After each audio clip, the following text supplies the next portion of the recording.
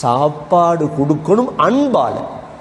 ஏதாவது கொடுக்கணும் சாப்பாடு அன்பால, பலவந்தம் அல்ல. சரி, யாரு கொடுக்கணும் சாப்பாடு? அன்பால. மிஸ்கீனன் வ யதீமன் வ அஸீரா. அன்பால சாப்பாடு கொடுக்கணும். முதல் யாருக்கு? மிஸ்கீனு. எவ்வளோ மிஸ்கீன் இருப்பாங்க உங்களோட மஹல்லால, குடும்பத்தில் இருப்பாங்க. ரெண்டாவது அனாதை. அனாதையை கணக்கெடுக்கிற இல்லையா யாரும்? நாங்க கணக்கெடுக்கணும். ஏன்? அன்பு வைக்கணும். அல்லாஹ் சொல்லிட்டானே அன்பு வையன். அதான் வருது, அனாதையுடைய தலையை தடாவினீங்கண்டா உங்களோட உள்ளம் சாஃப்ட் ஆகும். பாப்பா இல்லாத புள்ள.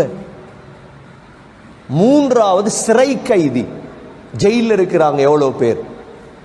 இந்த 3 பேருக்கு சாப்பாடு கொடுக்கணும். எதால? அன்பால். அல்லாஹ் இது நிபந்தனை.